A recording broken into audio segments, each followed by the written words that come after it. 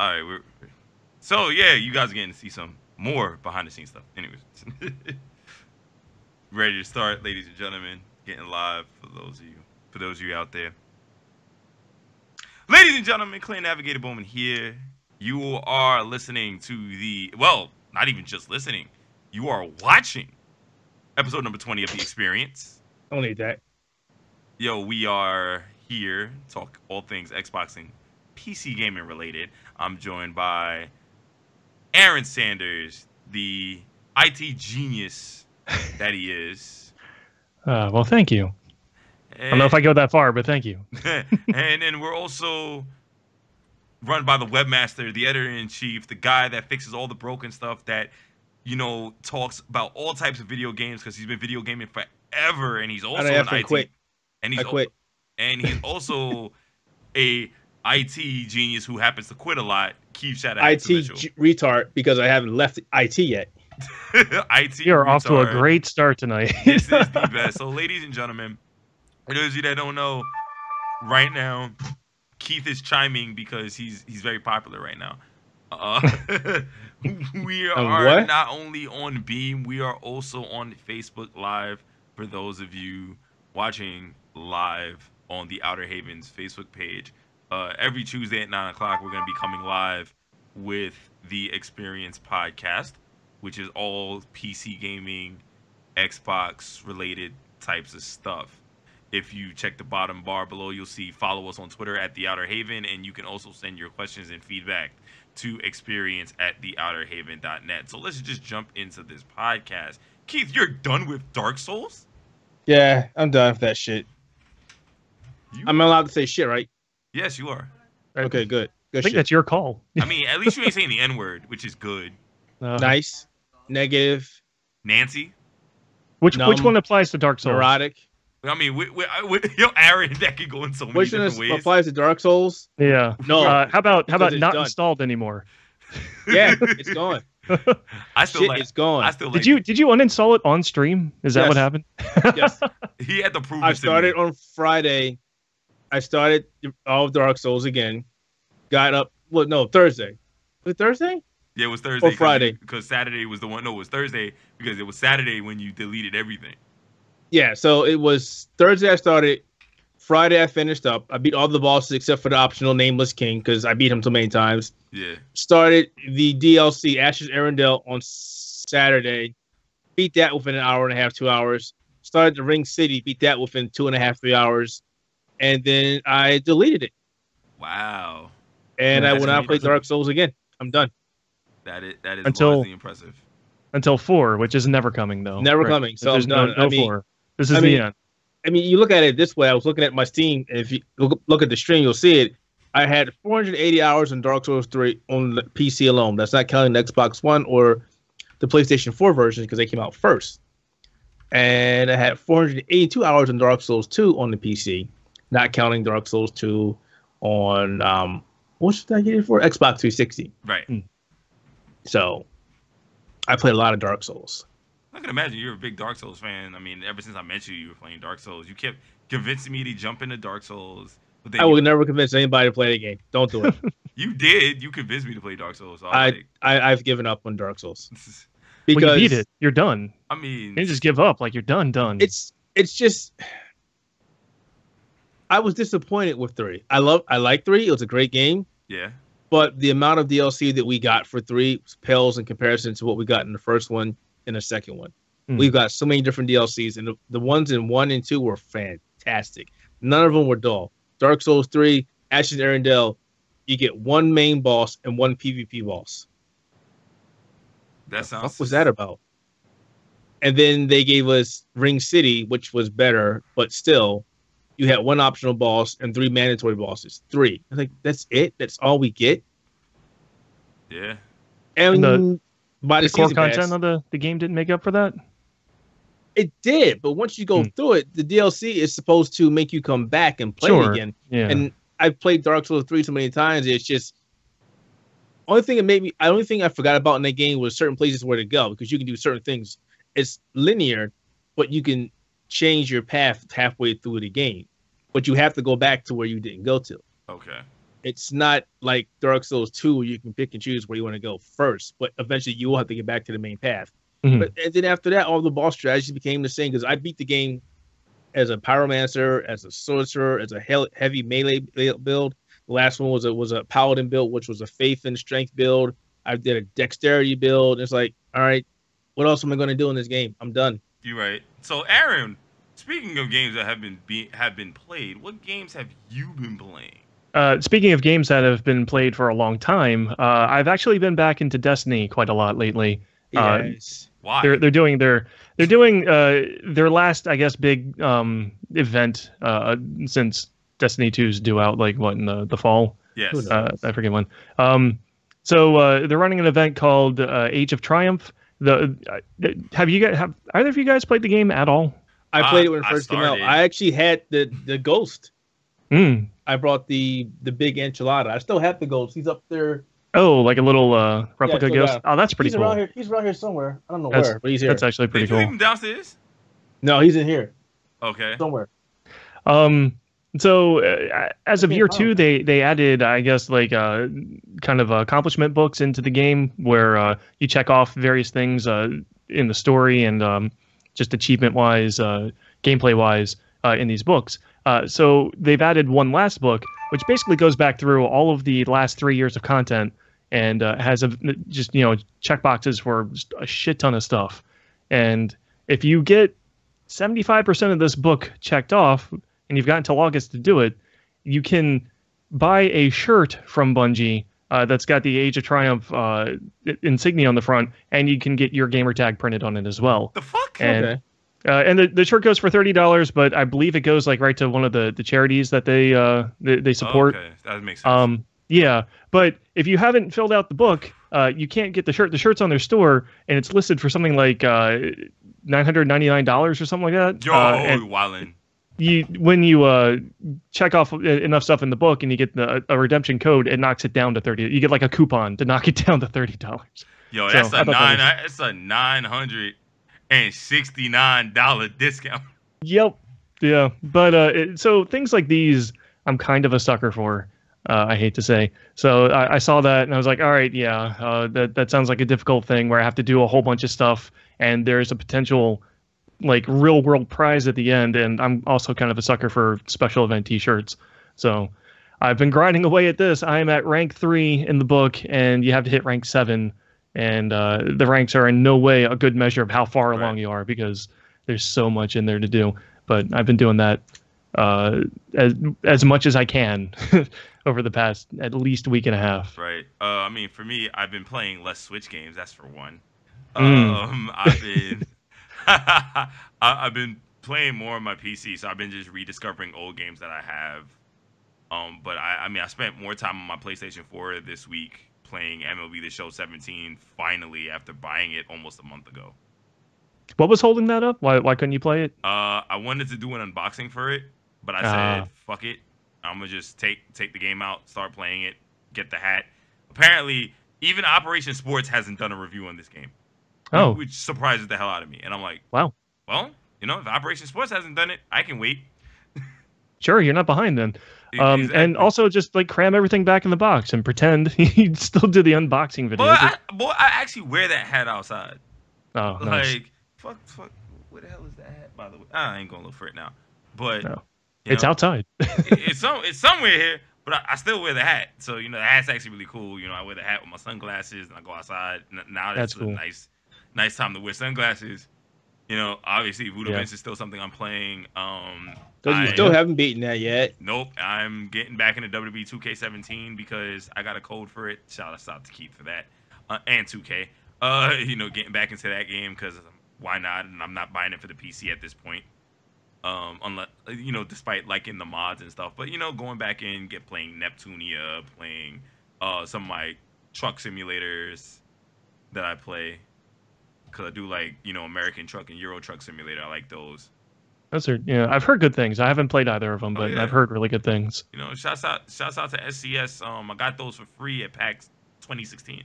Nice. PAX East. So, it was really good. It was really good to get a chance to play those games and have some fun. I still have to beat Euro Truck Simulator and then Well, not beat, but get far enough to it so I can justify buying the Vive la France DLC. Oh boy. Which is like a $15 DLC. The one Oh, good wow. thing I did, shouts out to Play Asia for this one. I had a problem with when I updated to the creators update. I got the notification, hey, your key's expiring. Now this is a key that I got from Keith, because he had a bunch of keys, and like something happened. I don't know what happened. The registry probably was like, nah, I'm not dealing with the shit. Mm-hmm. So I went to Play Asia and I found a Windows 10 key for like $20. Got it. It worked. I had no problems. Interesting. And keep in mind, Off everybody. of Play Asia. Yeah, off of Play Asia. All right, so Keith kind of explained this a little earlier. Keith, could you explain about the whole Microsoft MSDN deal and stuff? Are we doing licensing? Oh boy. Yeah, volume licensing. I don't know. have no idea what you're talking about. Volume licensing. What about it? How that works for those that are new to the PC stuff. Yeah, you buy a license that's basically assigned to a company or organization, and you're allowed to use that key for as long as you want it, or as long as you're attached to that organization. So does that mean the license you got is actually registered to Play Asia? Possibly, or it's just a volume license that they managed to pick up because they make so much money on freaking imports. It's not even funny. Mm-hmm. Sure, but it said if that's the key you're talking about, it says it's an OEM key, so Yeah. it came from a build. Mm-hmm. Yeah, and then they're selling it at like $20. Which is basically it's kind of illegal. Nah, Yeah. nah, If it's an OEM key and I it don't think says it's an it's a OEM key. volume licensing key, it's illegal. I mean, listen, it didn't say OEM when I saw it when I got it, so It says it on the site. OEM. it does. Let me double. Yes. I'm double checking that just to make sure. That's the one you had showed us a couple of days ago, right? It was like $20. Yeah. Yeah. Oh shit. Oh shit. Yeah. Yay. So is everybody OEM watching key. live? Clinton definitely didn't do anything illegal. PlayAsia is the one doing it. Well, It says it right there. it says OEM product keys are priced lower than their retail counterparts, but use the same software as retail versions of Windows. Per Microsoft UELA, the OEM product key is tied to the motherboard, which is installed on, and typically no transferring the keys between PCs afterwards. Mm-hmm. No. It seems like it's a gray area at this point. Oh, it's not very gray at all. There have been things about that, but I won't go into much detail on that. So, I'll leave it alone. Just say, don't be surprised if that shit's not working or you try to reinstall and Microsoft's like, yeah, about that key. Yeah. I mean, I knew. Don't get it twisted. I mean, if anything, I mean, it's a minimal loss compared to going and getting a key for like $100. You can always go to Reddit. Always go to Reddit and get another one. Mm. Shut up, Chief. No, I'm serious. They trade that shit on Reddit. Oh, really? quite serious. Really? That's Yes. good to know. Wow. Okay. And enough of that. In other news, And other news, Oh. so Beam, which we are streaming on right now, ladies and as long as it gentlemen. doesn't fuck up. Oh, the stream will work. It's the VOD afterwards, and you gotta. Their Gotta fight partner for it. requirement. Well, I'm local recording this, so shut up. Okay, good. Like I'm actually doing it this time. Their Problems partner all solved. requirements are changing, ladies and gents. So Are they turn into a robot? maybe. All right. So the basic Ultron requirements or Trans or Z. Daizujin. That wasn't a choice. Fuck you. Anyways, the basic requirements for submitting a partner application are making a significant jump according to Windows Central and Beam. Right. So right now, you would need 300 followers and 30 people active in chat on a regular basis in order to get partnered, and this has to be over 30 days. This is increasing on May 15th to 750 followers and 50 people in chat. So this is I think that's dumb. And hold on, there's an important fact that needs highlighting. And well, if you weren't being prior to March 15th of this year, then you have until August 15th to hit the old requirements. So Keith's channel and my personal channel will be able to work until August 15th to hit the old requirements, while this channel that we're on, the Xbox Xperience Podcast channel, will not. Interesting. Sucks So to be you. when I mean- they say regular basis for the chat, users. Like, what does that mean? There has to be You have 50. to have a concurrent number of people coming into the chat every time you stream. Oh, every time you stream. Okay, it sounds like just like Yeah, so sometimes you get, even if it's like 2 minutes, Mhm. if there's 50 people in the chat every day, then more than likely you'll get partnered. But apparently, from what I understand, is that they're adding new features that will make it more worthwhile. Keith does not agree. Keith, I know you don't agree, and I know you want to say some shit. Yeah, go for it. You don't have the viewer base. You don't have the audience to push up the requirements. Your biggest channel is a music channel that's streaming 24/7. That is true. And you're going to do this. You're going to make it harder for people to become partners on your channel that is or your organization that is yet to be proven. Now, I've given Beam more than enough street cred, and I've talked them up so much. But when you go back and look at their stuff, they're not being used as heavily as Twitch or even YouTube. So for you to come back and say, we're going to make it harder for you to become a partner, that doesn't make any sense. It sounds like they're really trying to get, I guess, more quality streams going. But like you said, the most popular one is like a 24-hour music channel. Like, how does this like get that out of the mix? Because I mean, that probably shouldn't be your most popular channel. No, it should not be. It should not be. And again, they've got the stuff, but again, they're not doing what they need to do. They need to advertise because they are Beam has a severe issue that they will not be able to overcome.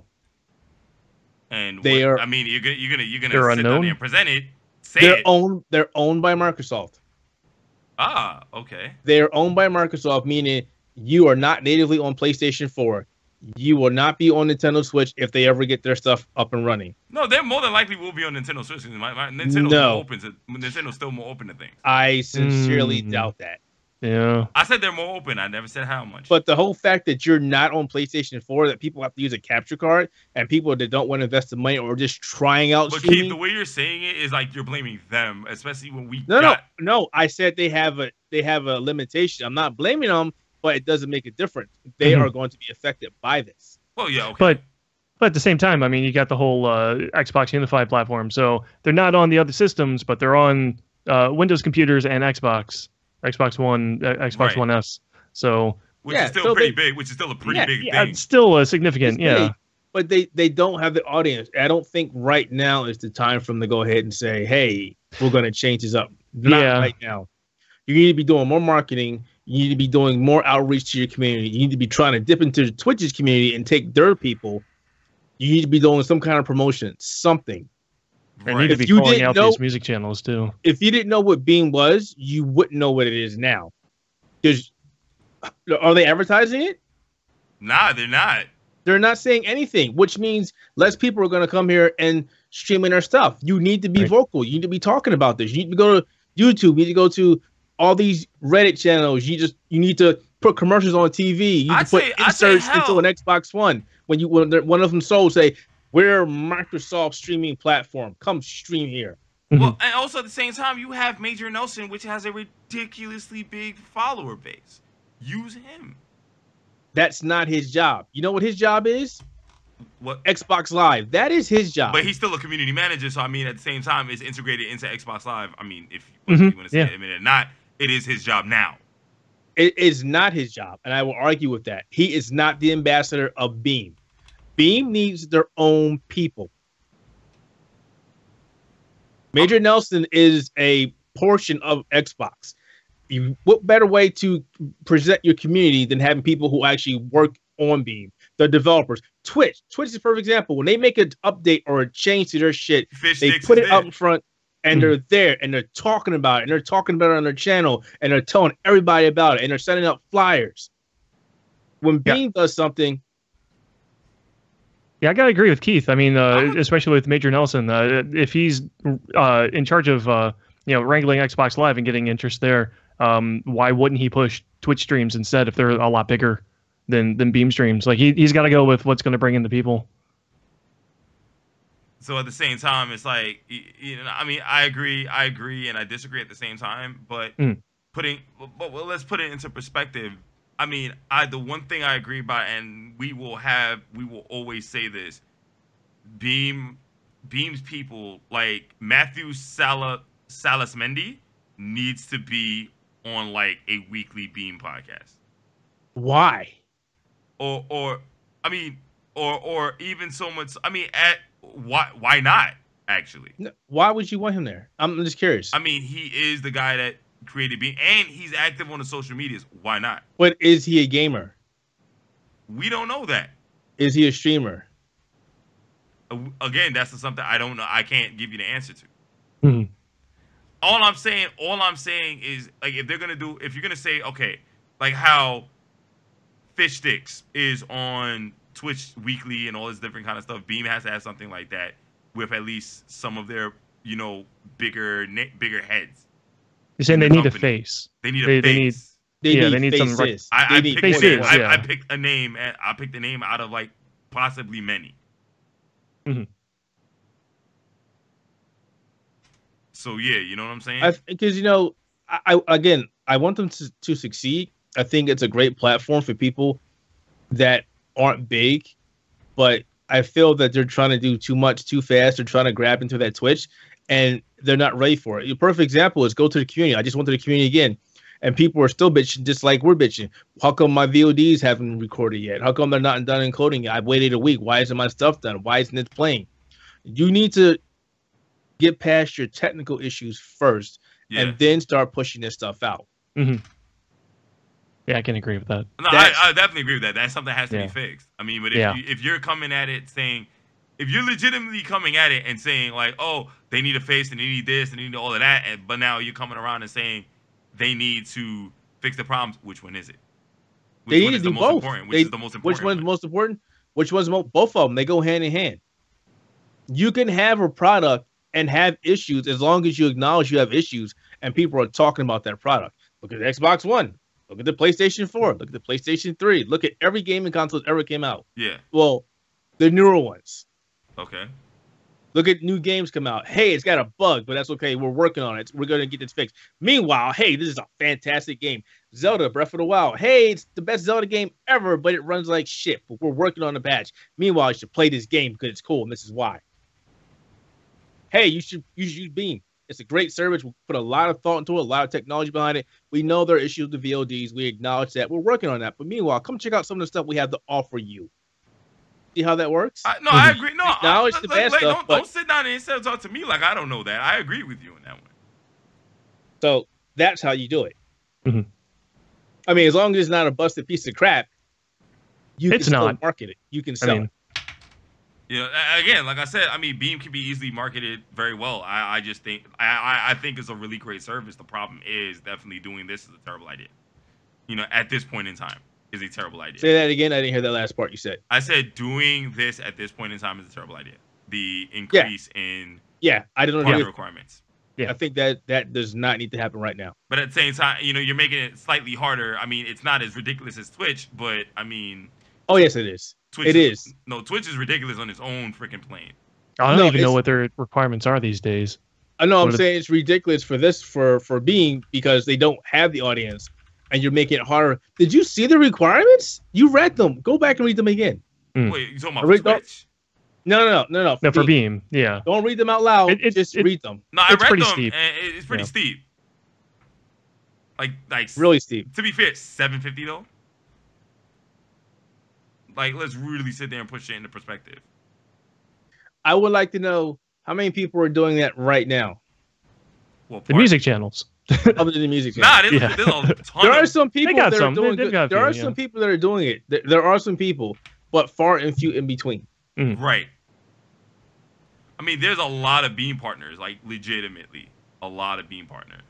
Mm. A lot of Beam partners. I've been on a lot of Beam partner channels. You know what I mean? What's confusing though is the last piece though. What's up? We recommend meeting the following thresholds before applying: 10,000 followers and 50 concurrent. Oh, that's if you have an audience elsewhere. That's still. I'm not disagreeing with. Why would I? Okay, so I'm doing good on Twitch, but I want to jump to Beam because maybe it could be a little bit better for me. I'm not quite there yet. I got about 7,500 people, but I have an active community. Right. What incentive do I have if you're telling me, well, you don't meet our criteria? Sorry. So what you're going to have to do for a while there, though, is you can dual broadcast, and there's a tutorial out there on how to do it. But, I mean, that's a pain to do, but you're going to have to foster your community. Like, you're going to have to migrate them over to Beam if that's what you want to do. That's restream and OBS. Is it OBS? Yep. OBS. Is it OBS? No, XSplit. XSplit lets you. Yeah. XSplit will let you stream the multiple things at once. Yeah. I don't know. I want them to succeed. I think they're not being very practical right now. I think they need to just slow down, and more than anything, they need to do some more advertising. No, I'm sorry. They don't need to do some advertising. They need to start advertising, because I haven't seen one. Did you even see anything at PAX East about them? Yes, they had a booth, bro. Other than that, I didn't see the booth. I missed it. Nah, the booth was like right when you got downstairs.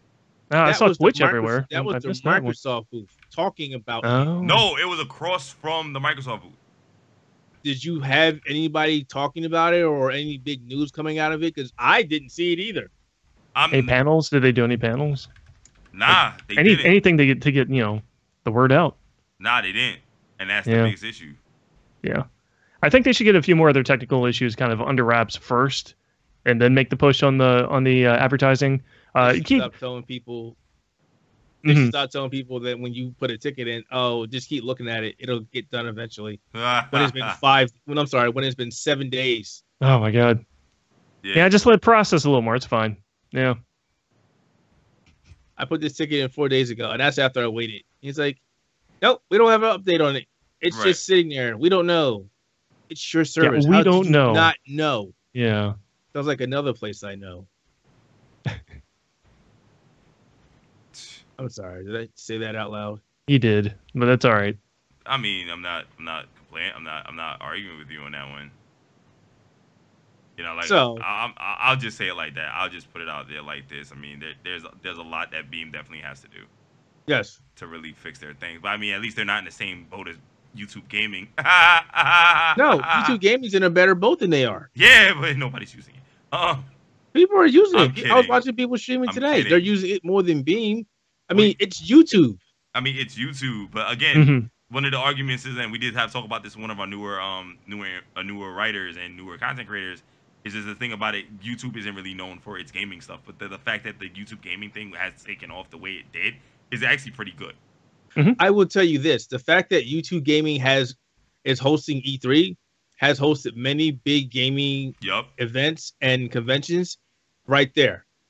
IGN's even partner up with them for E3 this year as well. And I think I think that's something Beam really needs to think about. Is like, partner with Microsoft just to do the E3 stuff, and it's like give the attention there at least. Well, I'm pretty sure they will, but here's the thing. I didn't mean to cut you off, but like when they did their Forza, forgot what it was, International the past weekend, they streamed it everywhere.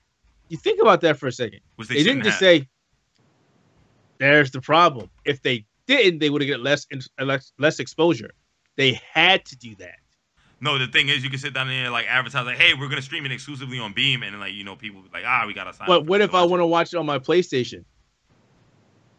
What if I want to watch it on my smart TV? Well, look, if Sony doesn't want to allow the app to be on the thing, what is Microsoft gonna do? Well, I just gave you other options. What if I wanted to watch it on my smart TV? I can watch YouTube gaming on my TV. That's true. I mean, I agree with that. They gotta work on. They definitely gotta work on that. That's something they definitely have to work on. That. And I know we're saying this on a Beam broadcast, but fuck it. I mean, look. Well, you know what? Well, we like it. We want it. I like it. Other than the fact that they messed up the VOD, I like it. I've been streaming on here for the last couple of days. I made a commitment. I'm going to stream at least 3 to 4 times a week. Yeah, so you can get that partnership swag. I don't really care about that. I just want to, I want to get in touch with the community. I want to start doing something that I promised myself I would do, because I don't have the best personality. So I'm trying to be more outgoing. Yeah, you need to work on that. This will be more. This will help me out some. But and it's hard because when I play games, I don't sit there and talk to people most of the time. I'm focused on the game. So it's like you need to balance playing the game and balance talking. What happens when you're in the middle of doing something and you're at the end of this game, you're trying to kill this boss, and it's like, look, I don't have time to talk to you. I'm trying to kill this guy. When does it become a point where it becomes accepted that, okay, he's going to do this thing, we're gonna watch him and cheer him on versus this dude's not talking. Fuck this, I'm out. I mean, it is largely accepted if you're a personality. You know, you just gotta continually see talk and be like, yo, even if it's just communicating your thoughts as what's going on during the game. And like, for example, if I'm at an end boss and I'm just communicating my thoughts and say, yo, I am not feeling this. This is cheap, or I'm not. When's the last time you've been at an end boss? Huh? When's the last time you've been at an end boss? I mean, the last time I Enough played an RPG. What was that? What was that? Probably like 6 months ago.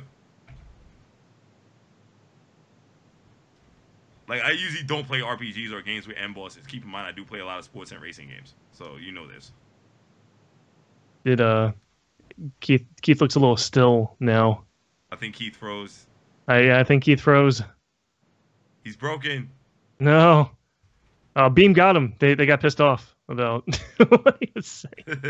That being said, you know, we go back. Oh, wait, he's back. He's back. All right, we've been on this topic for a hell of a long time. Yeah. All right, so 343 Industries acknowledges their storytelling mistake with Halo 5 and will double down on the Master Chief focus going into later games. Yeah. 343 Industries recent release helping creative assembly with Halo Wars 2. Say what? I'm sorry, guys. Did I out for a second? Yeah, you dropped out for a bit. It's Skype. It was like, I can't see your mic. I'm going to switch it again. See what it does. All right. So, you hear me? Yeah, we can I think it's still your other mic, though. What the shit? The other mic. It did what it did last time. All right. Is it quiet? And he's out again. He's down, yeah. So, yeah, Halo. Yo, shouts out to Microsoft. Yo, Microsoft messing up on a Microsoft podcast. What the fuck? I think he's having hardware issues. Yeah. Now we can't hear him. Can't even say words. This is the portion of the podcast where Keith goes silent. All right. So, studio head Kiki Wolfkill and franchise director Frank O'Connor were in a lengthy interview with the latest Games TM magazine. O'Connor acknowledged the mistake about the Master Chief story, and promised to double down on him on future installments. We're getting more Halos. Oh yeah. 6 was always coming. I mean, it was supposed to be a second trilogy. We took some digs for storytelling it took some digs for storytelling in Halo 5, but we're absolutely merited. We very much realized that people wanted Master Chief's story for Halo 5. We definitely marketed it in a way which we hope to bring surprise, but for some fans and certainly fans of Master Chief, it was a huge disappointment because they wanted more Chief. They love Blue Team, they love Osiris, but they wanted Chief, and that's been a big learning experience. Chief, we tend to think of as a vessel for your adventure rather than this necessarily major character in the universe. He's really just your entry into the universe. But people have become attached to him over the last 15 years. You know, go on is a long quote. Doubling down on Master Chief's story and the amount of focus on him was probably the easiest learning from Halo 5. That was a simple thing to absorb and embrace. Mm-hmm. Whoa. Well, somebody's racing in Keith's name. Yeah. Something's going on there. We heard that. Yeah. Say something. He can't hear us. Yeah. Oh, even worse. All right. So, Aaron, what do you think about them actually learning from their mistakes about Halo? God, I hope so. So, do you remember the marketing campaign for 5? Oh, there we go. Oh, we got a little bit of Keith. Can you hear us? Yes, you can. Nope. Yes, no, maybe not. Nope. All right. What? Anyway. You heard me? Yeah. All right, cool. No, we were talking about Halo 5 and talking about Master No, Chief. sorry. It's Skype is like Skype just changed my headset. Wow. And disable my mic. I'm afraid to tell it to go back to the Yeti. I'm really afraid. You're very Should I do it? Do it. Yeah. Roll the dice. Fuck it, we'll do it live. It's just, it's gonna get out again. I said fuck yep. it. There it is. Out. Yeah, now he's muted. Nope. Anyways, so Aaron, let's go back in. Yeah. And talk about Halo 5.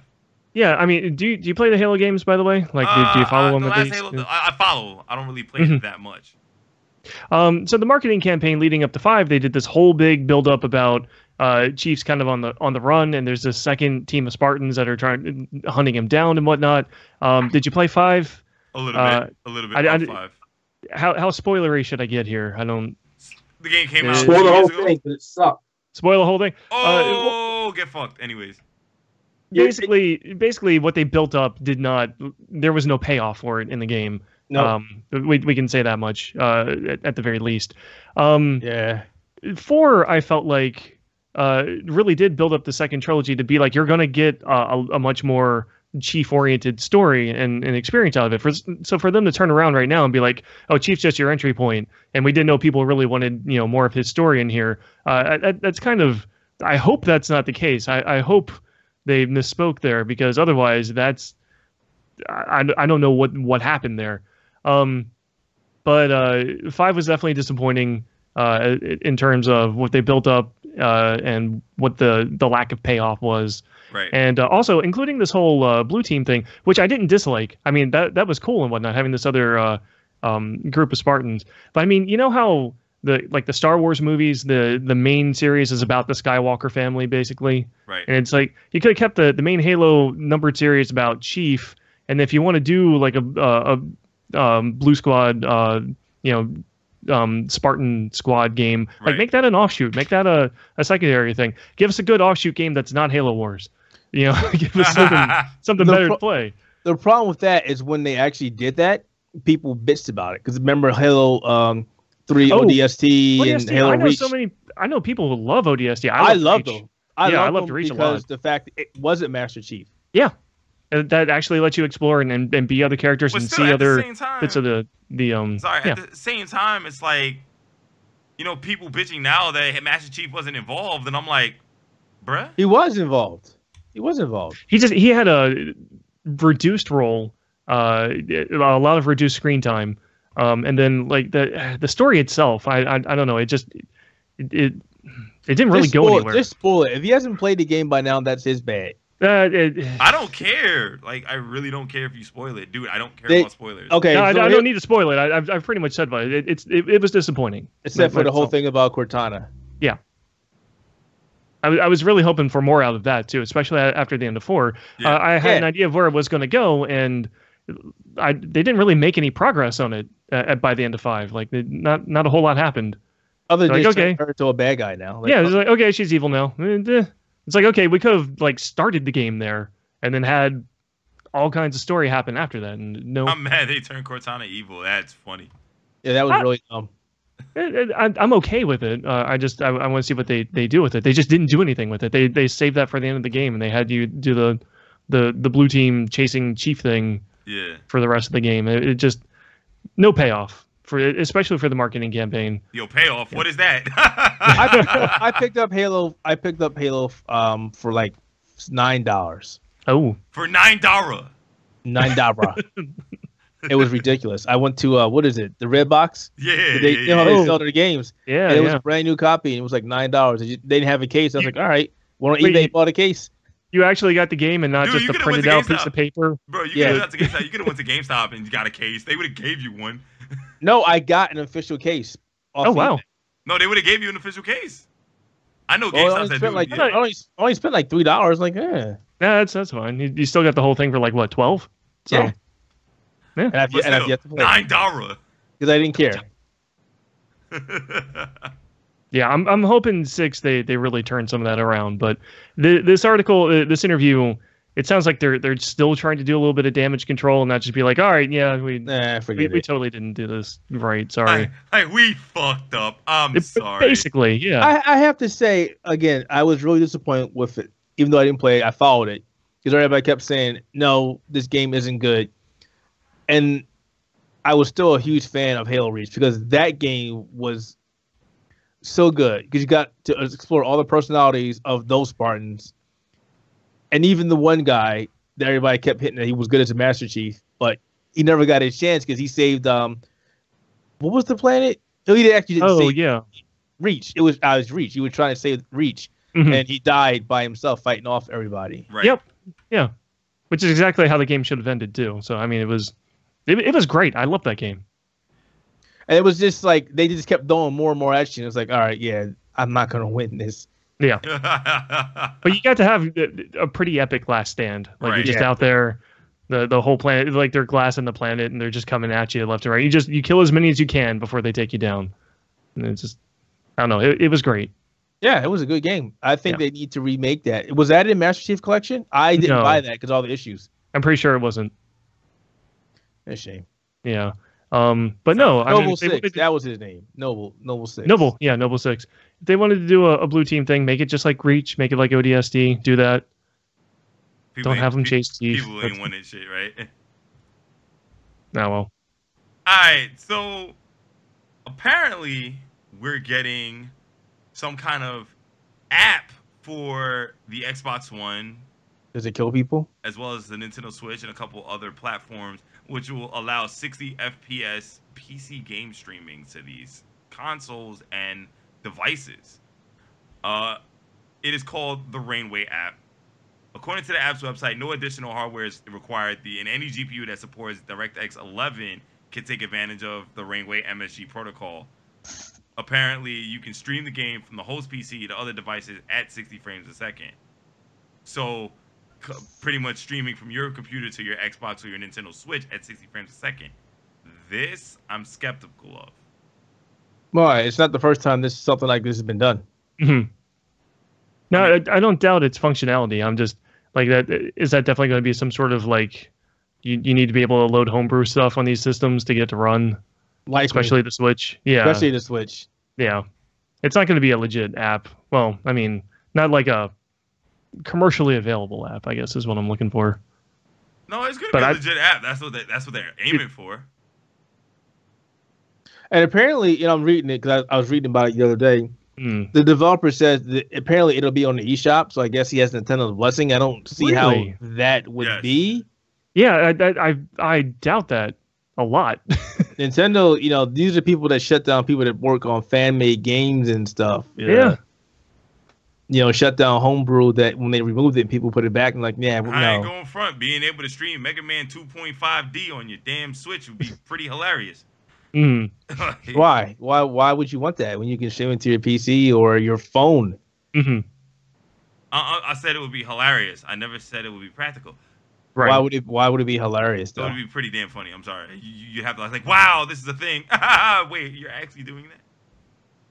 We haven't had a Mega Man on a Nintendo game in how long? I mean, you got a point. You do have a point.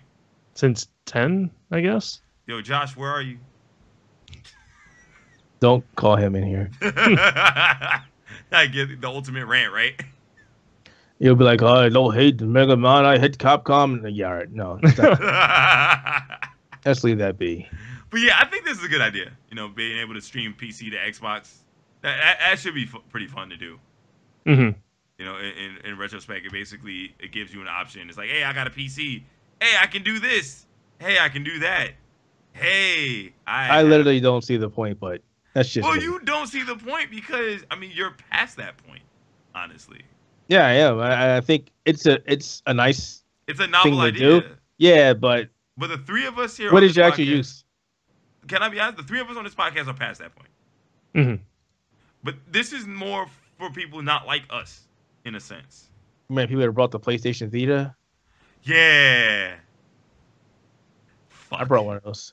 I did too. Did you stream your PS4 to it a lot? I tried. I actually played Destiny like that for a while. Yeah. And did your coworker of ours did that your too. Hands fucking die? No, it was like, wow, okay, this is cool, but then the delay, and it's like, yeah. Like, I'm not fucking with it. It was cool, then it's like, all right, I'm done. That's going to be the killer here. I mean, if it's going to be 60 FPS, how's the lag going to be? How's the response time going to be? Like, I'm interested to see it. I just doubt it's going to actually get released on the eShop or anything like that. Even though they say if it is, they say if it is. I can't see that happening. But I'm not disagreeing with you. I don't see it happening on Microsoft either, because that enables emulation. Think about that for a minute. I can sit down there and play Final Burn Alpha on my Xbox One. Yeah. Like, all right, so Capcom, we got an update, Marvel vs. Capcom Infinite, September 19th, and we got a ton of new characters. The main boss is pretty much the onslaught of this series. Instead of Charles and Magnus, it's Ultron and Sigma. Did you call him Magnus? Magnus, yes, I did. Magnus. I remember Magnus. instead of Charles and Magnus, it's Ultron and Sigma. So I'm sitting here like, Ultron Sigma. Okay, I'm impressed. Pre-ordered. Yeah, that's a pretty interesting setup. So I thought it was a cop out. I thought that was dumb. Really? Okay, you're the type of person that caught the Onslaught thing a cop out too. Anyways. No, I thought that was actually a pretty cool concept when they did it the first time. I do like the idea of Ultron Sigma because, like, keep in mind, you know, Sigma being the leader of the Mavericks and then Ultron basically being able to take any technology and say "fuck you." Exactly, because Like, Ultron doesn't work with nobody. Exactly. Well, I thought Sigma was basically kind of a virus by the end of at least one of them. Yeah, Sigma's pretty much a virus. So, like, at the same time, you know, it kind of does make sense. Yeah, are we talking essentially Ultron taking over Sigma or Sigma taking over Ultron? I think it feels like Sigma taking over Ultron. Yeah, it was a merging of the two. They both agreed to do it. Oh, interesting. Oh, so pretty much you know a unified cause, and that makes sense. Yeah, that makes sense in a sense. So you know, we're getting Ultron. We're getting Ultron. We're getting Hulk, Thor, Hawkeye, Rocket Raccoon, Shun, Strider, and Chris Redfield, as well as Sigma as DLC. Which is post-launch content, obviously, according to Nintendo. They joined Ryu, Mega Man X, Morrigan, Captain Marvel, not Capcom Marvel, Keith. Captain Marvel and Captain America. And Iron Man. So that's 14 characters, including a single-player arcade mode, training mission modes, and obviously the multiplayer with casual and ranked matches, online lobby, spectator mode, and global leaderboards, which leads us to say, yes, we're going to be holding sessions. Yes, it will be a thing. We're probably gonna get some more information when E3 comes out or around Evo in July. How much are you like anticipating this, Keith, to a degree? Not really right now until I get more information from it. You've shown us characters. I mean, based on the information that you have now, I mean, but okay, they're just rehashes of characters that we've already had. Great. Now show us gameplay. And keep in mind, ladies and gentlemen, for those of you that don't know, this is X's first appearance in a Capcom versus game since Tatsunoko versus Capcom. That's a little tidbit right there. And he gets a hole blasted in him and stepped on. Yo. Yo, Capcom must be saying something. So, what is that saying? Yo, Capcom must be saying something. Oh, man. I didn't like Capcom. I didn't like Marvel's Capcom 3, even though I did buy it again for the PS4 because I wanted to see how it was in journalistic integrity, journalistic and curiosity. But I wasn't a fan of Ultimate Marvel, especially when Chris G started dominating with Morgan bullshit. But I'm really anticipating this game now, and I want to see what this game has to offer come Evo. I'm not sold on the gems. I wasn't a big fan of the gems of Marvel vs. Capcom. I'm sorry, Marvel superheroes. So.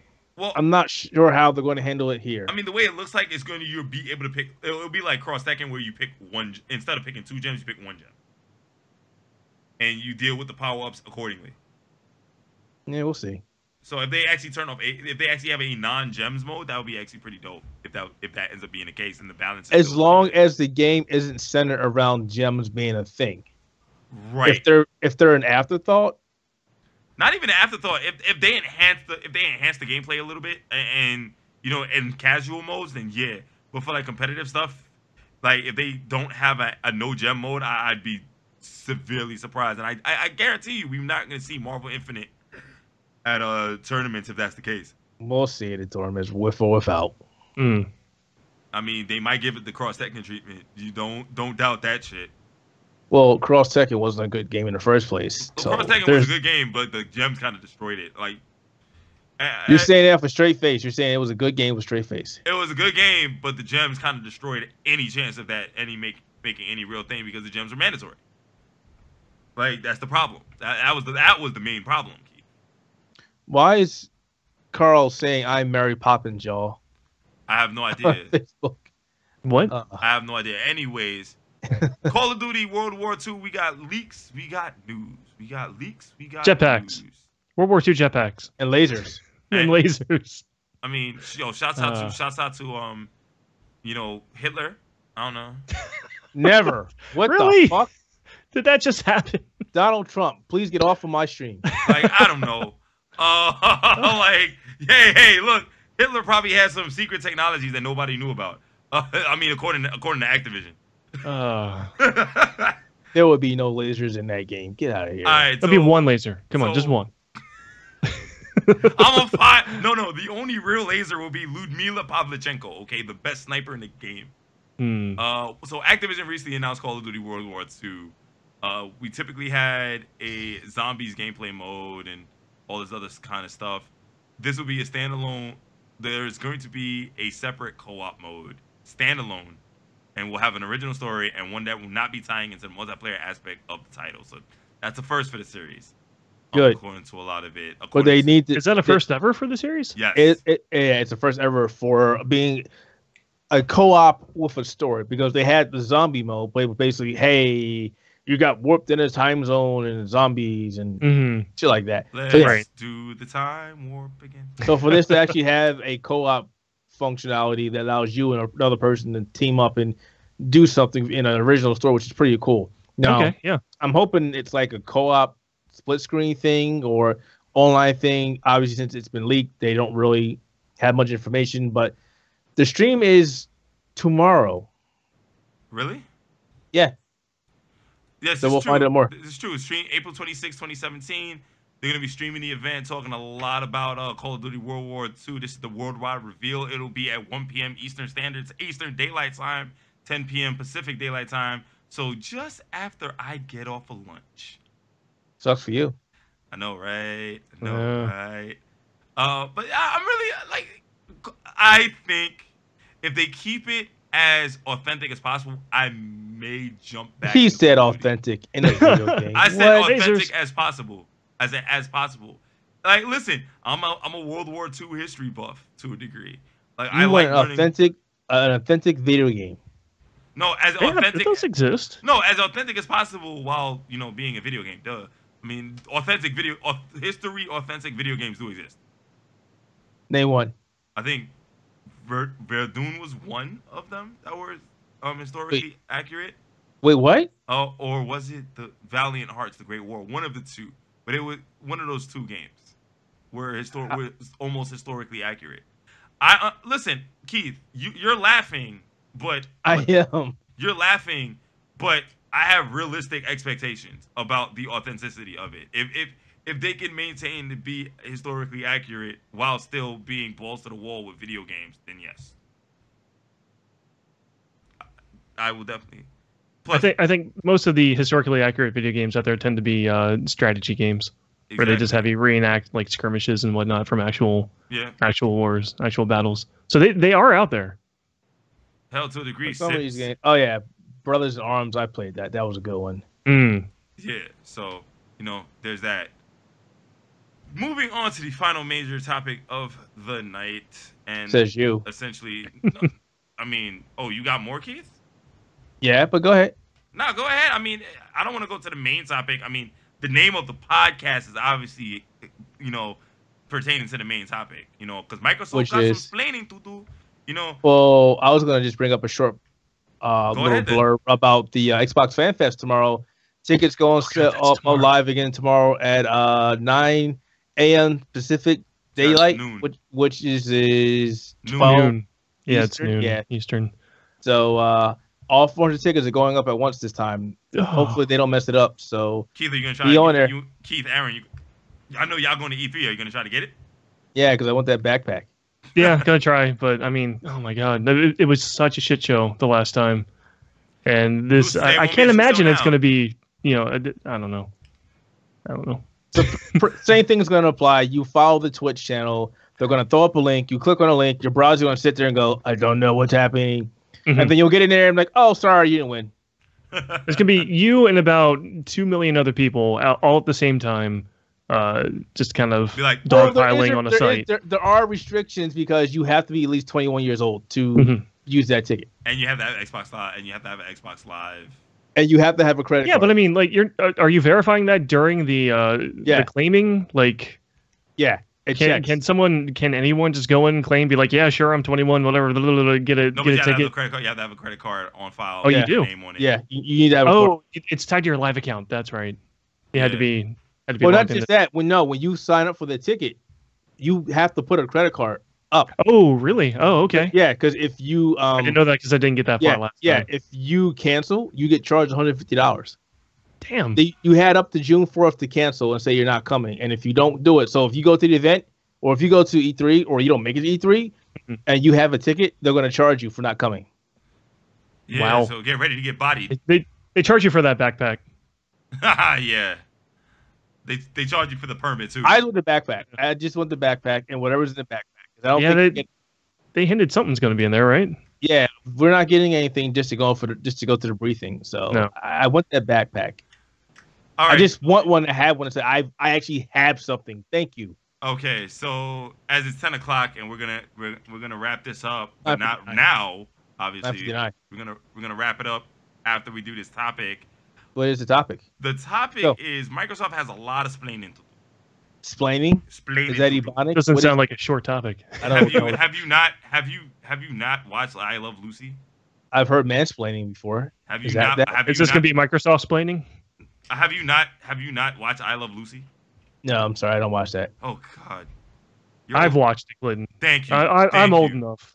Thank you. I know that's Ricky Ricardo splaining. Yes. You got some. I just didn't. I didn't like watching retarded stuff. I like Mork and Mindy better. Like you got some Happy Days. You got some splaining to do. Yo, I Love Lucy's classic. I don't care what you say. Yo, speaking of Happy Days, the sister of Ron Hart's character, Joni Cunningham, the actress that played Joni Cunningham, passed away this week. Oh, I missed that. Erin Moran passed away this week, apparently due to stage 4 cancer. I believe it was throat cancer. So thank you for bringing that up, Keith, indirectly. You're welcome. All right, so Scorpio's taking a lot of heat because there's no games announced. Nobody knows what's coming up. Nobody knows what's coming up, and it's a fair assessment. There's no games really announced for the Scorpio yet, but then also it's still April. But in a few days, cue Justin Timberlake, it's gonna be May. Like, good night, everybody. No, terrible. I'm just kidding. That was terrible. Okay. So, do we think they're just really playing it close to the chest for now, or they really don't have anything? That's the question that I have. That's a question. Here's the thing. They said they're working on a couple things. They haven't said what it is. Mm-hmm. If they're playing it close to the chest, that is the wrong move to do. They're taking so much heat right now because Xbox One doesn't have any first-party games. But Keith, hold on. Slow it down. Slow it down. You said it's a bad idea right now, but also keep in mind E3 is the thing. It doesn't make a difference. You want to drum up the hype. Don't just say, we may be working on something. Say, we are working on something. Yeah. Here's a quick sneak peek of what we got going on. You don't want to go to E3 with people saying, well, fuck it, I'm not going to watch it because they don't have anything. They could pull a Nintendo, go to E3, not show anything anyway. Perfect example, smartphones, brand new phones. Hey, we've got this coming. Here's a picture. See more in 2 months. That drives up anticipation. They got a new phone. Well, that's not always necessarily true because obviously Samsung, Apple, LG, and a couple other companies don't do that. No, Apple does it like the week before. LG's been doing that for L6, L4, and L5. Samsung's been doing it for all their phones too. No, Apple and Samsung have a similar marketing strategy where they announce it maybe about a week or two before. Samsung's been driving up the perfect example of the S8 for months before it came out. So I don't know what you're talking about. No, the rumors have been flying around about the S8. The pictures were flying around too. Yeah, those are the rumors. Samsung didn't verify them until recently. And they were like, yeah, it's a thing. We're working on it. We don't have pictures, but we're working on it. But yet there's pictures out there. Yeah. You don't want to do that. Microsoft is not in a position to do this. Right. Now, on the other hand, though, I mean, if you consider that they let Digital Foundry have the big reveal for the hardware, and that sort of seemed like a kind of a statement of confidence, especially given DF's stance on it when they announced the Scorpio. And then they said, okay, you guys, you were the most skeptical. Get in here and announce this to the world for us. Yeah. If they're playing this stuff real close to the chest for right now, maybe that's another they're just that confident in what they've got. It's like, yeah, we'll let everybody out there just wonder, and then when we hit E3, we're going to blow everybody away. I'm not saying that necessarily is what's going to happen, but that might possibly be the strategy that they're playing. Whether that's a good idea or not, also up for debate. I think I know Keith's opinion on that already. Yeah, it's definitely not a good move because, again, E3 is supposedly about the Scorpio. That's fantastic. Mm-hmm. What about all your other people that brought Xbox One games or Xbox Ones? What about everybody else? Oh, you're looking for like just general Xbox games and whatnot that are going to be at E3. Xbox, there will be no parity here. Xbox Scorpio games will be same things you get on Xbox One. Mm-hmm. Yeah. So you need to be doing something now. Well, if they're saving it for the Scorpio reveal, then I mean, I guess Xbox One suffers for that too. My mic was muted. My bad. Keith, you're also one that's basically, I want this information now, and like, dude. Like you okay. So here's the problem. I don't want the information now. Don't I want a sneak peek? Yeah, I want a sneak peek, but you want more information. You want. Like, I feel like Keith is almost like the example of the lack of hype working. Like, look how badly he wants it. Well, like, if they're not telling anybody anything. It's not really a want. It's concern. Oh no, you're angry too. So it's a concern for their platform. You know, we've had Forza Horizon 3. Yeah. We've had Gears of War 4 that didn't meet any expectation whatsoever. Did not sell well. Yep. And Halo Wars 2, which again did not sell well, was not marketed well, was an RTS on a gaming console that nobody really wanted. Meanwhile, Sony is kicking the living shit out of Xbox, and everybody, or majority of people that have an Xbox One are like, right, what am I playing? Why did I buy this system? And then you go and introduce Xbox Play Anywhere, and like, I can play this on my PC, so why do I have this right now? So you're not really instilling any confidence in your user base. That's the problem. I'm not saying that they should wait till I still really don't agree with you on the Xbox Play Anywhere argument. Like you don't have to. You're literally nitpicking at that one. Like that. No, how is it nitpicking? If you went out and brought an Xbox One, you're also talking for an audience that's similar to yours. A what? An audience that's similar to yours. Incorrect. You need to take your ass to Reddit and go read the Xbox Reddit and then come back to me. They're all bitching about it. NeoGaf, it's bitching about it. Well, fuck NeoGaf. Other Twitter is bitching about it. The images that people are showing up, PlayStation. Oh, I got a PC. I don't need an Xbox One. These people are mad. You seem to be out of touch with reality when it comes to that. No. Out of touch with reality. The audience is mad. Look, there are people asking. Listen. Okay. Listen. You said I'm talking about the audience. Fuck the audience. I'm talking about me, nigga. I don't give a shit. Well, you just said I was talking about the people that are in my position. Then you just turn around and said you're talking about yourself. So, Listen. Like you talk. I'm talking about what you're talking about. I'm like what I'm talking about. I'm talking about the people that are complaining. I'm watching people voicing their concerns, and I'm in agreement with them. I'm not talking about myself because I could care less. I have a PC. I wouldn't be sitting here saying I don't agree with it if I was sitting here playing other games. That's not my position. I'm looking for the fans that aren't in my position. The people that don't have a disposable income and say, I'm going to buy this and I'm going to have it for this. You don't got to look up for them. They don't got the disposable income. That's on them. Listen, let's bring it around. Let's talk about us. That's Let's talk about us. I'm sorry. Listen, I got empathy for people. I got empathy for people, but at the same time, I can only really talk about my position because I know what's in my position. You know what I'm saying? Like, I like Xbox Play Anywhere because I can take it. I can say, I don't want to go on my Xbox right now. I'll be on my PC because I'm already on my PC. Except for run properly. What? Except for when the games are run properly. Forza Horizon 3, Quantum Break, Gears of War. Well, they fixed Forza Horizon 3 finally. I mean, you know, they fixed it, right? They still fixed it, right? I mean, yeah, they still made an effort to fix it. You're totally over your head. All right. Go ahead. No. Say what you gotta say. Say my dude. Say what you gotta say. You say this over my head. Explain it to me. I'm dumb. Apparently, I'm stupid. You just said it. You just said it took them X amount of months to fix it, but it ran fine on the Xbox One. There's what I'm getting at. You're going to do this, but yet it works fine for other people. And yet you're going to say Xbox Play Anywhere isn't an issue. So what happens if I said, okay, Xbox Play Anywhere? Did I ever say Xbox Play Anywhere wasn't an issue? You just said you weren't disagreeing with me. I'm saying it's an issue. I said I'm in disagreement. So I never said there was an issue. See, okay, so I'm saying, okay, here, this is how logic works. I said it's an issue. If you disagree with me, that means you're saying that it's not an issue. That's absolute. That's logic 101. That's absolute logic, and there's no such thing as absolutes. What I'm telling you is, when you die, you die. When you die, you die. But you said water is wet. You breathe air. Those are absolutes. So there are absolutes. Yo, water is wet. Go freeze water and see how wet it is. Anyway, can you lick wet? Can you lick ice? What does that do with anything? Just said frozen. It's still wet. Just saying. Look, listen. All I'm saying is, like, you didn't even say I had an issue. I just disagree with you on that point. I said that. I know what I said. Okay, so that's what I'm saying, but you're disagreeing with. Okay, whatever. With that so what I'm point. saying, so here's the example that I have about this. So Xbox Playing Word, it's a good idea, and I've said this, and I've said to you many times, I don't like the idea of what they're doing because it splits the audience. So let's introduce Johnny. Johnny's got a decent gaming PC.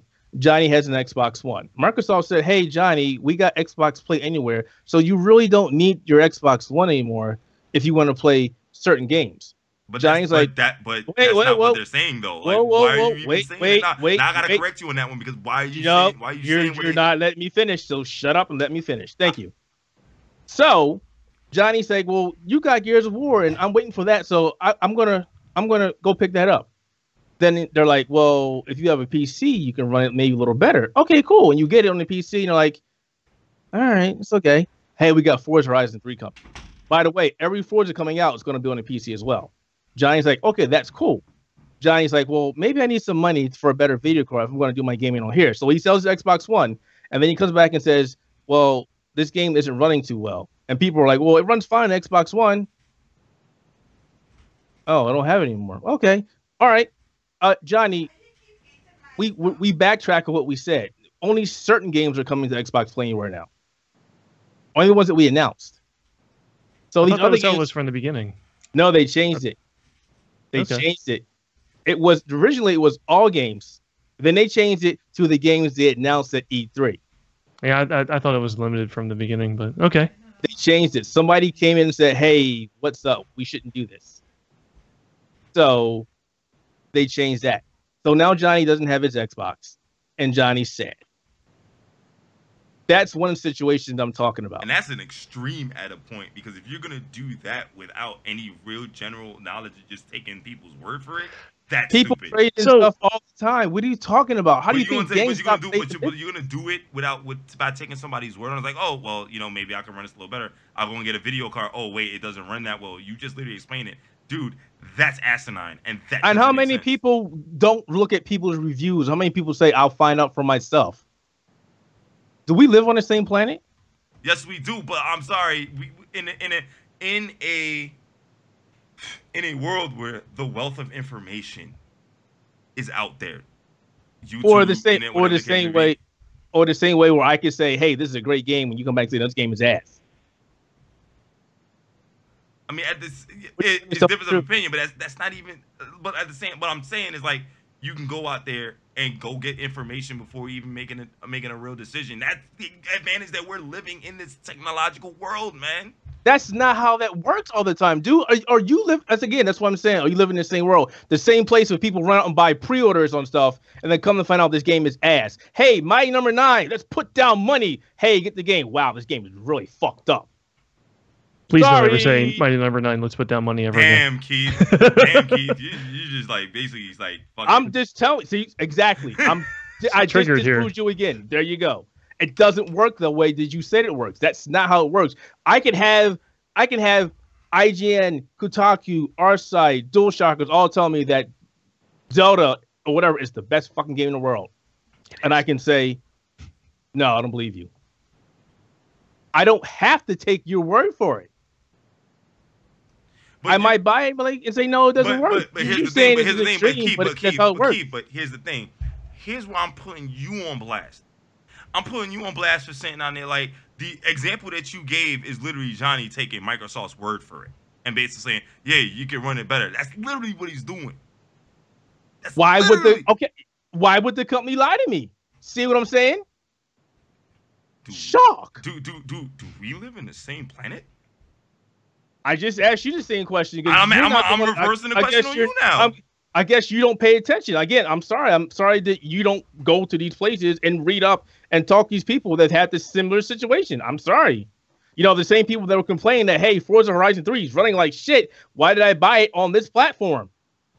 Okay, so just to jump back in here, the splaining that Microsoft needs to do then per Keith is that they've basically got to tell us why the Scorpio is a thing, why the unified platform's a thing. No, it's not even that, because we get the unified platform. It's they have to.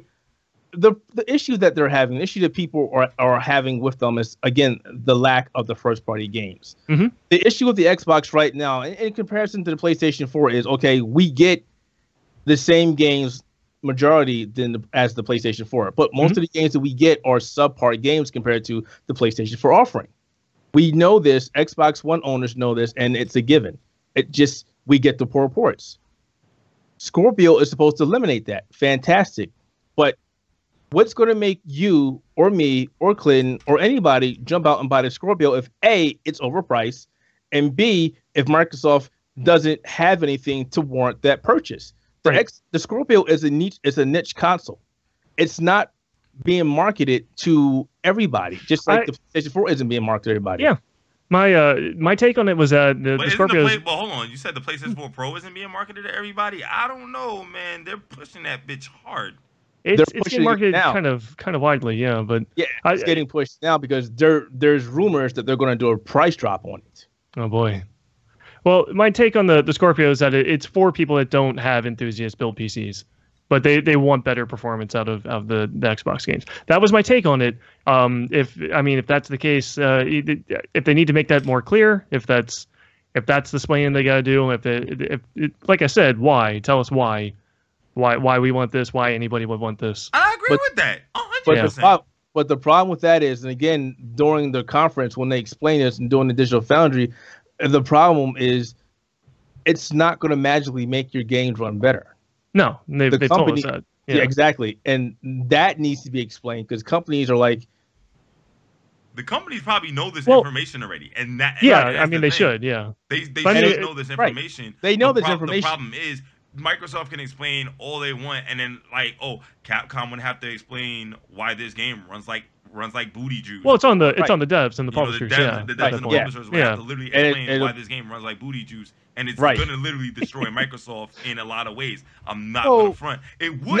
It would do it because these people are going to have a legitimate reason. They're going to have a legitimate reason to say, we're just going to continue with our PS4 Pro because it operates better because the developers. But you're incorrect. You're missing the point. You're missing a very important point. All right, go ahead. Because they're telling the companies that they have an option to do a patch that will make it run better. Just like they have the option right now for the PlayStation 4 Pro. It does not make the game runner. The developers have to put out a patch. Case in point, CD Projekt Red did not want to do that for The Witcher 3. So it does not have a pro patch. The game must have a patch to take advantage of the Scorpio. Sure. Yeah. That's the key in the issue. If they choose not to do it, then the Scorpio is basically an Xbox One. But you would imagine for the first party games they're going to do that though. Yeah, that's the thing. UWP, they don't have to. It's done. I mean, if they want the Scorpio to actually be relevant, then they have to. The UWP games, from what I understand, are already being developed that they can take advantage of the Scorpio. They will upscale appropriately. But the older Xbox One games, the older Xbox One first party games would have to get patched. Yeah. Right. Because that was well before UWP. That was back when Windows 8 was still a thing. Right. Yep. Remember what they said about UWP? Getting stuff to port over is a matter of hours. It doesn't take long. Yeah. So that's the big thing. And another thing you got to think about this: if they decide not to do with the games, or they stay the course, which I can't imagine they would do that. But if they did, you have Sony in the wings, or basically saying, "Hey, you know what? They dropped their console, $499. PlayStation 4 Pro, $399. $299." Didn't it come out at $400 anyway? God, can they get away with that? Like, I would be. I wouldn't drop. I would be surprised. Dude, dropping it that to would be $300 would be like ridiculous. Yeah. Like it would be. All right, well, ridiculous. But that's the thing. But you know, going back to the point where like you know we were talking about the people are mad, but keep in mind, like, listen, this is the same argument I have with wrestling fans. Like the internet only holds a very vocal minority, in a sense. That vocal minority is upset, and I understand that. You know, people that don't frequent these forums or whatever the case may be, they probably just don't care. They're probably not buying them. They're probably not. Or they're having a playing different Xbox. No, they experience probably altogether. are buying them. They just don't care. You know, like that. That's what I'm saying. There's people that don't. There's a majority that don't frequent these sites and don't bitch as much, or just don't care, and they're just happy to play their stuff. And Xbox Play Anywhere is just an option for them, as opposed to just saying, I'm going to sell my Xbox because I can play it on my PC. Like, you have to accept that as a perfectly valid point. No, I get that, but I'm not paying attention to those. I'm talking to the people who are voicing their concerns. If there are people that are having issues and don't voice their concerns, are they any better than people that aren't saying anything? How do you know there's a problem unless you say there's a problem? Like, I don't know. Like, I agree with that. Like, I'm an advocate for like getting at people. Like, if it's egregious, get at people. Like, I'm an advocate for that. Keith. Okay. Verify that. I am an advocate for getting at people if there's an issue. You are. So that's what I'm saying. Yeah. I'm not giving Microsoft a pass, and I've said this. I'm not giving them a pass either, but I'm not giving them shit. I want to see what they're doing. Well, no, I'm going to give them shit. I'm not giving them the amount of shit that people are giving them. I'm giving them shit. A lot of people are giving them shit for no fucking reason. Giving them shit past what they deserve, and that's a problem. I'm giving Microsoft shit for honestly not being. I said they don't have to be as transparent as some people want them to be. But if they're not being transparent at all, which was the case in the past, yes, I'm giving them a ton of shit for that.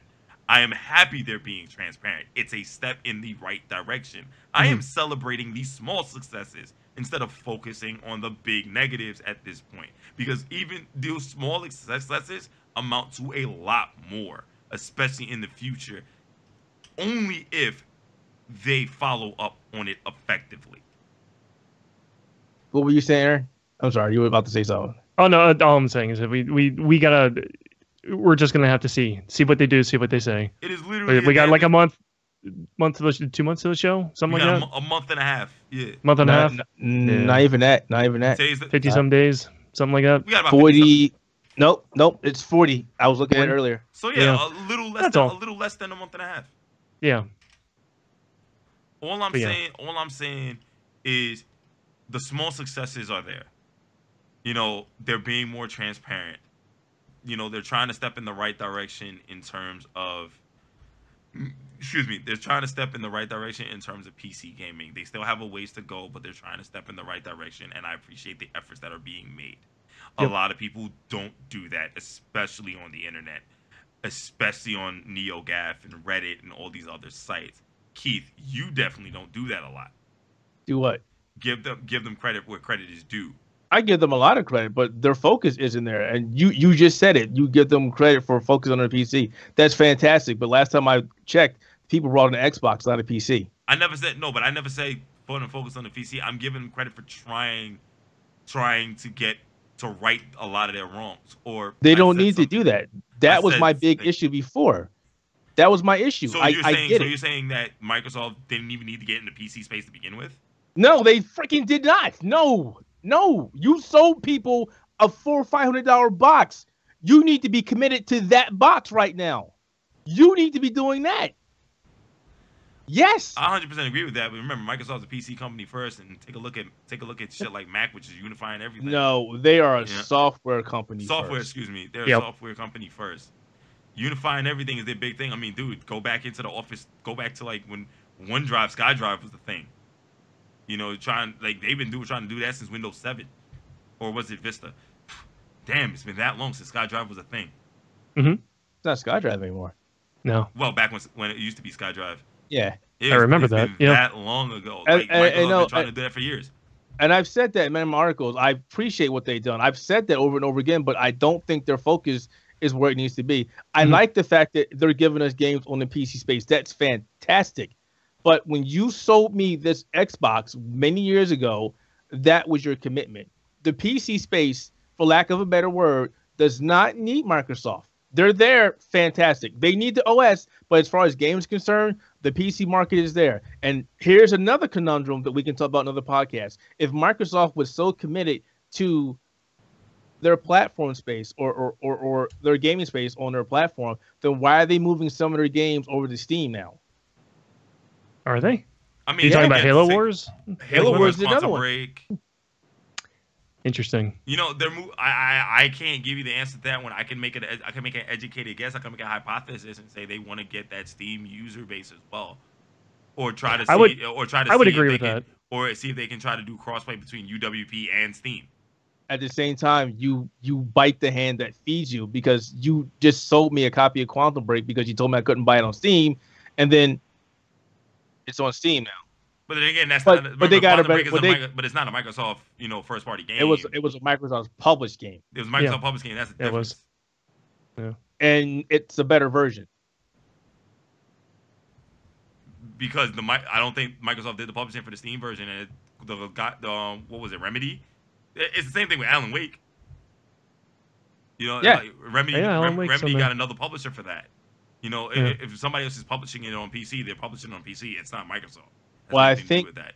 Now, if Forza Horizon 3 came over to Steam and it was a better version, then yes, I'm waiting for that. I'm waiting for that. I would have the ultimate shitstorm. I would. And the only reason I kind of disagree with what you said with the publishing portion, because Microsoft owns Quantum Break's IP.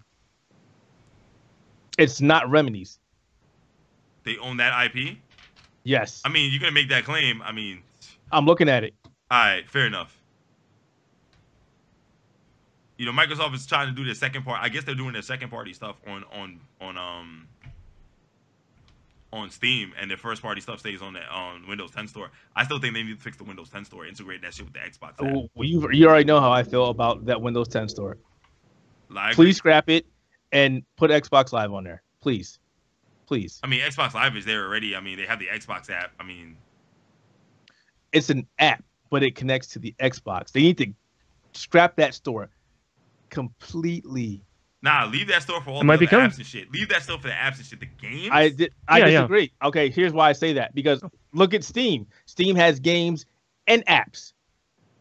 Yeah, but Steam doesn't have getting the apps through Steam though. And I'm not a big fan of that. I'm not a fan of it either. Yeah. But you're getting them through Microsoft in the Windows Store. It's either way. Yeah, it's true. That's no good either.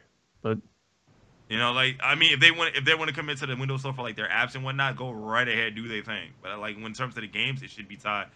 But the games need to be something. They need to be something because when I was looking at it the other day because there was an article on the internet. They were talking about the Windows Store, and then some guy was like, "All you gotta do is open up the store and type in Xbox Live, and you're there." And I'm like, "Yeah, but look at all these other games that are Xbox Live, but they're for your phone or for your tablet." Mm-hmm. Right. It doesn't count, sir. There needs to be a PC-centric thing. And let me wrap it up. I'm not hating on Microsoft because I've said this years and years and years. If I hated Microsoft, I wouldn't have bought an Xbox One and then 2 more Xbox Ones. Or running on Windows PC. Well, you have no choice. Linux is not going to do your shit. I'm sorry. No. I mean, you're not wrong. No. I wouldn't be heavily invested, ladies and gentlemen. I wouldn't be heavily invested in their ecosystem. I wouldn't care about UWP, and I wouldn't be bitching about them for the shit that they're doing wrong. I'd be like, whatever, fuck you. Hey, Sony, I'm here for you. Oh yeah, dude. I mean, it's the same thing I care about Sony. Is like how I bitch about how they insult the intelligence of their fans all the time. Oh, we should talk about that on Sony Centric. I did talk about that on Sony Centric. There you go. Yo, yeah. Speaking of segues, the show's to pay the bills, ladies and gentlemen. Sony Centric is obviously a podcast we do on the Outerhaven. Catch that on the outerhaven.net. Nintendo Entertainment Podcast. You can catch that as well. They're going to do, I believe, this week is going to be a Mario Kart-centric podcast. Nice. It's the week for it. Keep shaking his head. Why are you shaking your head? We'll convert him someday. We had this conversation about Mario yesterday. He doesn't Mario Kart or drink. We got to fix both of these things.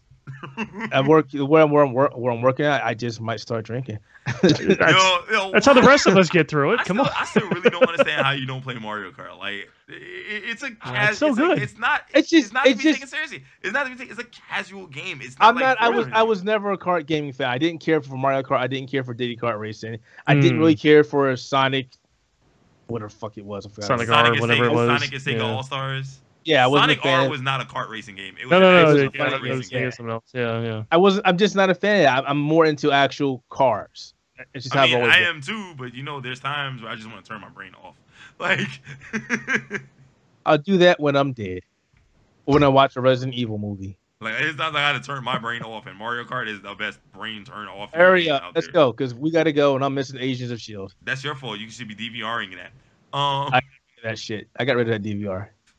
Fail. Fail. You got rid of your PlayStation View too. Fail. Sony got rid of my PlayStation View because they killed the channels I wanted to watch. That wasn't Sony's fault. That was all Viacom, and you know it. They could have gave them more money. Said stay. No, they could have, but why would they when like Time Warner, Spectrum, Verizon's not doing that?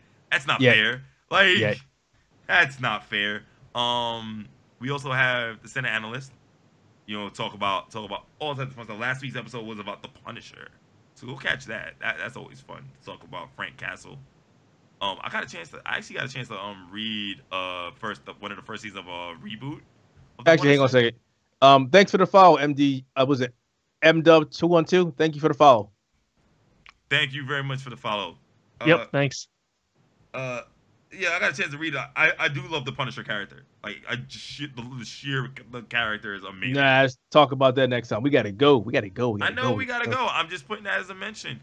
We also have the A1 podcast. Recent episode was 2 weeks ago. We'll be in about 2 weeks. We get another episode in May. That being said, next week, Facebook Live and Beam. Maybe our other episode that's still encoding will be done by then. It's your word, right? It's gonna need a little longer than that, I think. It's only been 7 days. Yeah, give it a couple of weeks. They'll make it. Yeah.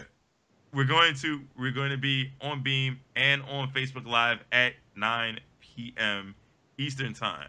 So, ladies and gents, in order to catch that on Facebook Live, find the Outerhaven on Facebook. Just search the Outerhaven and you'll find a big O logo. And that's us. Then you also have us on Twitter at the Outerhaven. Follow us on Twitter, as you can see at the bottom. Then you also have our YouTube, the Outerhaven Net Crew. You can search us there. Just look for either that or the Outerhaven Productions. Check out www.theouterhaven.net for all of your Microsoft and other gaming and geek culture news. Keith, what do you got planned? What do you got planned this week?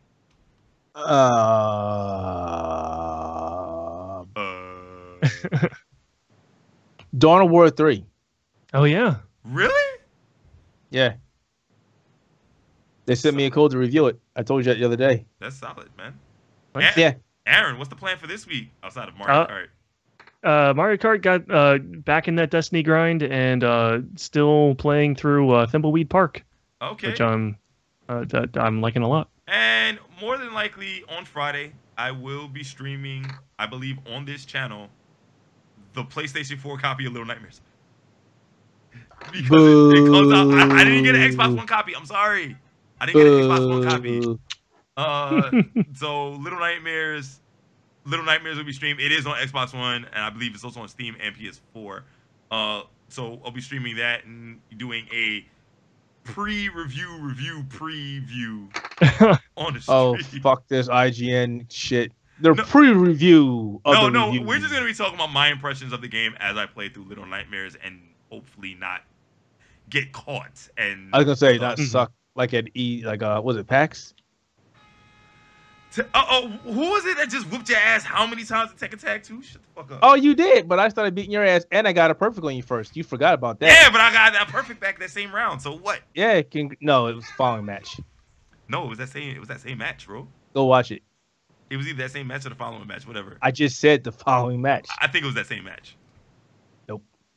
But that being said, also we also be streaming Tekken Tag 2 on this channel as well. And I beat your ass in Tekken 2 at PAX with a broken controller. So shut up. I mean, yeah. Yeah. So, but we will be playing Tekken on this channel as well. 8 o'clock Friday, we'll be doing some Tekken. So Keith and I will be getting on the sticks once again and just playing some matches for about 2 hours or so. So catch us there. Catch us there. Make sure you give us a follow. On that note, I'm Clint Navigator. Ears and shields. You know, he's Keith Shadow Haxer Mitchell. And the other guy is Aaron Sanders. We got to give you a nickname. Okay, we're going to use your nickname on Twitter, Mechanicism. Yeah, go for it. Mechanicism. Aaron That is better than the other one. Yeah, that Aaron is better than Mechanicism Sanders. This has been episode 20 of The Experience. Come back next week for lucky number 21. Peace. All right. Hopefully you don't eat that one either. I mean, I am local recording, so. Yeah. Good night. Sleep Good night. tight. Deuces.